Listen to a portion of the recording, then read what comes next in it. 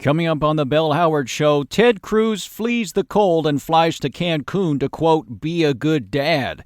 We'll talk about what being a good dad really means in the Cruz family, plus your emails.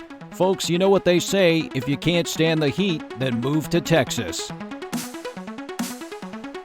Welcome to Freedom Island. You're listening to the Bell Howard Show. And now, here's your host, Bell Howard.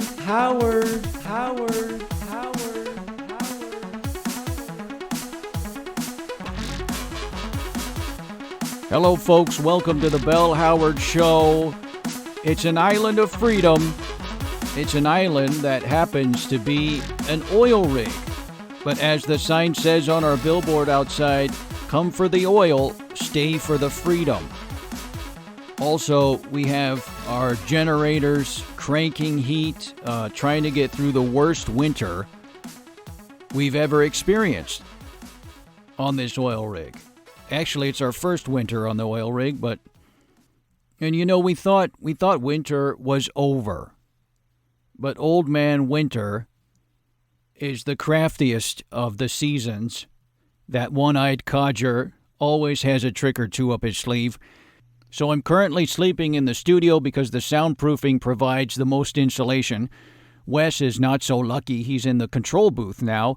And, when I look over at the window, I just see a man wrapped in bubble wrap whose breath keeps fogging up the glass. You know, Wes suddenly left the oil rig last week without telling me. And you can imagine my shock when I couldn't find Wes, and I thought he fell in the Pacific Ocean again during a midnight piddle. And in this weather, man, you're lucky you didn't fall in and hit a frozen dolphin. But no, actually, Wes fled. And when I finally got a hold of him via radio, he was in San Diego, California, trying to spend time with his family, just trying to be a good dad. And I said, I didn't even know you were a dad, Wes. Congratulations, but get back here. It just doesn't look good when you put all this effort into maintaining a micronation on an oil rig just to flee to San Diego whenever you want, whenever the pipes freeze. Anyway, it turns out he was hanging out with a family he had just met on the internet. You can get anything now on the internet. Order a bride from the Ukraine. That turned out to be a scam. What else? And rent a family in San Diego and accompany them to SeaWorld. Wes, I know you were just trying to be a good dad, but we need you back here on the rig. By far the most important story this past week was Ted Cruz abandoning his post, his sudden trip to Mexico, leaving his state in dire need to, quote, be a good dad, and take his kids to a Mexican resort while most Texans had to suffer Minnesota-like conditions. It was bad optics, to say the least, but why?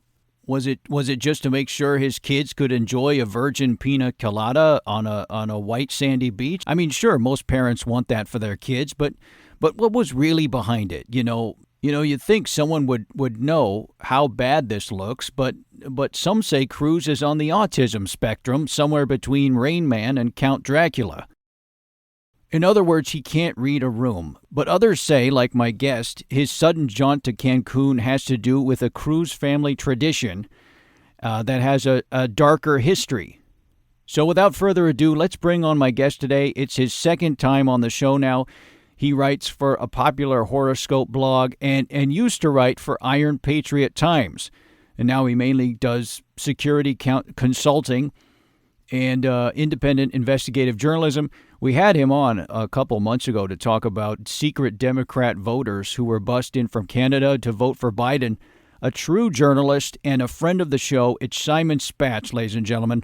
Thanks so much, Bell. You are most welcome. Simon, what happened to Iron Patriot Times? Oh, that's the world of blogging. I was fired because I didn't toe the party line. I dared question the vaccine. Well, you express any doubt that the vaccine is effective and you get the axe, right? No, I thought the vaccine would actually work. And my boss didn't like that. That wasn't the angle we were going for. Well, that's a shame. So now you're on your own, right? I'm exclusively on the dark web. You need a Tor browser to access my website. Some of the investigative investigations I do requires secrecy and a level of anonymity that most journalists can't handle. Well, hats off to you guys. I mean, you investigative journalists are the real heroes. Well, what's the name of the website? I'm sorry, I can't promote it. I'll lose my anonymity. Well, then how do readers find you? I don't know. Well, let's talk Ted Cruz and the Cancun trip. He said he was going to be a good dad. I mean, I understand this looks bad, but let's give him the benefit of the doubt. I mean, if you were a U.S. senator, you would probably spoil your kids too. I mean, that's how the kids of politicians develop that special type of pathology that makes them blind to the needs of others, right? I mean, he's grooming his children. Anyone would do that. Right, but Cruz has a history of using his daughters as an excuse for his actions. I mean, he did this even before he was married. He defended a DUI by saying his daughters wanted him to drive to the store for some ice cream. But that was right after he left a strip club. The police also questioned the strippers, and it turned out none of them were related to Cruz. His story never checks out. But you say in your article that no one can read on the dark web that this Cancun trip is related to the whole recount stand he took during Trump's last days of office. Everyone was suspicious when this man who took so much abuse at the hands of Trump during the primaries would suddenly go to bat for him. I mean, why was this man who is such a... Well, everyone wants that sweet Trump base, right? I mean, look at the Republicans. They're all about that base. What makes it even sadder is that they're not going to get it. I mean, they can pander all they want. The Trump base knows the real ones from the phonies. Okay, so his daughters tell him to go to Mexico. That's according to Cruz. Cruz said his daughters wanted to go with their friends to Mexico, but none of my sources could confirm that his daughters even have friends. And by the way, if your daughters told you to jump off a bridge, would you do it? No, I wouldn't, unless I was being chased by deep state operatives and they were coming from both directions, and my daughter, who happened to be there with me, said, "Dad, jump!" Do you have a daughter? It's not safe for me to have kids. Right, for you or the kids. Okay, so he just ran away and he used his daughters as a shield. His take is, I'm just being a good dad. Can you blame me? But that's not all, Bell, and this is what I've managed to uncover. This is only a small part, but an important part of the puzzle. Another reason was payment. He was going to get paid. He was collecting payment for going around in support of Trump's claims of election fraud. This is the man who called Trump a pathological liar way back in 2016. You remember that? And he suddenly goes to bat for the former president, defending his most controversial stance. I mean, he didn't do it because he liked the guy. So he has to go to Cancun to get his money? Yes, this is all in the emails we happen to uncover. I think it's law now that every politician must have a private email server chock full of embarrassing emails. I would laugh if I thought you were joking, Bell, but as usual, your hunch is spot on. Okay, so give us the goods here, Simon. So how much money are we talking about? Well, the question I would pose to you and your listeners, Bell, is, does payment have to be money? Right, money is traceable. So what was it? I mean, the good senator is not into drugs. He can quote the entire film, The Princess Bride, so he's not cool enough to be a drug addict. If he's addicted to anything, I think it's probably a sweet breakfast cereal or something. Like Count Chocula. Bingo. So it wasn't money. What did he need to get in Cancun? 3 words. DNA. Those were letters, Simon. He needed a DNA. He needed some DNA for something related to Valentine's Day. Ah, so it all goes back to V-Day. Why? Okay. Ted said in an email, this Valentine's Day, I want to give my wife the finger. Well, that's not nice. I mean, the love of his life, you don't give her the finger. So we dug a little deeper and we uncovered perhaps the darkest secret of the Cruz family. Cruz men would propose to the women with a ring attached to a woman's finger. The finger of a woman they call the lady. And this lady's ghost still haunts the Cruz family to this day. I mean, if the ghost approves of the woman, then they get the finger. You know, I know it's cold in here, but that story just gave me the chills, Simon. Are you serious? This is what real investigative journalism looks like, Bell. Jiminy. Okay, I've got to get my bearings here. But wait a minute. I thought Cruz was married. He is, but he hasn't given his wife the finger yet, and so it's believed that a curse has befallen him, and that's why he's had such an awkward political career. So Count Chocula goes to Cancun to get the finger. No, remember, he's going to get DNA. But he needs the finger. But the lady's finger was lost. They think it was accidentally mailed to someone in a death threat. They mailed the wrong finger? It happens. So wait a minute. He needs the finger, but no one knows where the finger is. This is where the DNA comes in. The DNA that Ted needs is believed to be a match to the lady's DNA. They got the DNA from a mummy in a museum in Cancun. Who got this DNA? There are DNA brokers everywhere. They're special deep state operatives, and they can get you anything, but they only accept Bitcoin as payment. Of course they do.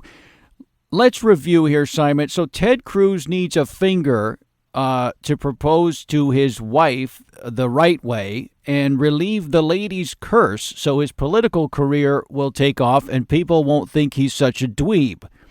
The problem is the lady's finger was mailed to someone by mistake, so Ted goes to Cancun to get a sample of DNA that matches the lady's finger from a mummy in a Mexican museum from a deep state DNA broker. And the DNA is payment for his support of Trump's claim of election fraud. Okay, so that's pretty easy to follow. But what is he going to do with the DNA? Reconstruct a finger? Yes, using, and again, this is wild, but this is where my deep investigative skills come in handy. He's using a biological 3D printer. Head explosion, aisle 3. What did you say? A biological 3D printer? That's a thing now? Oh, yeah. I give up. Simon, I give up. I mean, I don't want to live in the movie Blade Runner anymore. Well, everything's going to be fine. Once the Cruz family lifts that curse, Ted Cruz will be the next U.S. president and America can return to normal. Yeah, thank God, I live on an oil rig in the middle of the Pacific. Oh, wow. So that's the real reason Ted Cruz went to Mexico. Folks, Simon, as usual, bombshell after bombshell, your work is always exciting. It's always illuminating and thrilling. So where can people find you, Simon? I don't want people to find me. All right, I forgot. Simon Spatz, always a pleasure. Stay safe and stay in the shadows. Bye, Belle. Remember, folks, you can always email the show at bellhowardradio@gmail.com. Let's check one of your emails now. This comes from Carrie B. from Glad Valley, Texas. Carrie writes, I guess you got a new phone since you're not answering your DMs. I'm leaving you and going to my mom's house. Howard, you are the worst human being ever. To ignore your family during a pandemic and this severe winter is inhuman. I hope you get ass cancer. Wow. And the kids and I ritually burned your picture in the back in a backyard fire to stay warm, and then we roasted marshmallows. I don't know who this is for, but I think what happened here is Carrie was trying to email Howard, whose last name is Bell. See, this happens all the time. I get email and regular mail for guys named Howard Bell, but my name is backwards to them. To me, it's normal. Anyway, listen, Carrie, I'm sorry about your situation, but wishing someone gets ass cancer, it's a little much. And you can hate the guy, but wishing cancer and death is not the way. It corrodes the soul, and right now, that's what this country, your country, I have my own country now. That's what America needs. I'm glad you're able to start a fire in your backyard for warmth. See, that's the American spirit. Even though we are poor in emergency response systems and in responses to crises, we are rich in spirit. Because we've all gotten used to the fact that the government is impotent and ineffectual. So just do it yourself. You need heat? Make a fire. All right, folks, remember to like and subscribe on YouTube and follow us on Library. That's lbry.tv. And it's a YouTube alternative for content creators who don't want to be a slave to unfair algorithms. Because algorithms can be so unfair. Go to lbry.tv and search for The Bell Howard Show. Remember, folks, stay safe, stay sane, and stay free. Bye now.